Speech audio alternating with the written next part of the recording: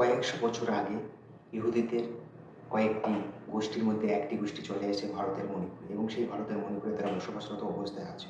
যেহেতু ভারতবর্ষে মণিপুরে এখন বহু যুদ্ধ চলছে, সেক্ষেত্রে ইসরায়েল সরকার প্ল্যান করেছে যে তাদের সেই সমস্ত ইহুদি গোষ্ঠীগুলোকে তারা তাদের নিজের দেশে অভিবাসন করে আবার ফিরিয়ে নিয়ে যাবে। কিন্তু এখানে একটা বিষয়, যেহেতু ইসরায়েল আর ইরানের মধ্যে একটা যুদ্ধ চলছে, সেক্ষেত্রে তারা কীভাবে সেই সমস্ত মানুষগুলোকে সেখানে নিয়ে গিয়ে সুরক্ষিত অবস্থায় রাখবে। মণিপুরের মানুষগুলো সেখানে যেতে চাচ্ছে ইসরায়েল এবং মধ্যপ্রাচ্যে, এবং তারা নিজেদের বাসস্থান, নিজেদের বাড়ি গাড়ি, নিজেদের পরিচয়পত্র সমস্ত কিছু ভারতবর্ষে রেখে তারা মধ্যপ্রাচ্যে চলে যাচ্ছে। কেন?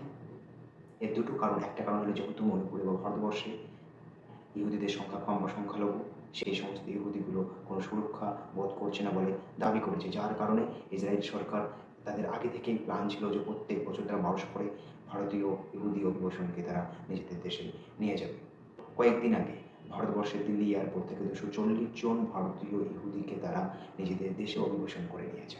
কেন ইসরায়েল সরকার এই সমস্ত ইহুদিগুলোকে নিজেদের দেশে নিয়ে যাচ্ছে? তার মেন কারণ, ইরান আর ইসরায়েলের মধ্যে যুদ্ধ চলছে, সেই ক্ষেত্রে ইসরায়েলে শ্রমিক সংকট দেখা গেছে।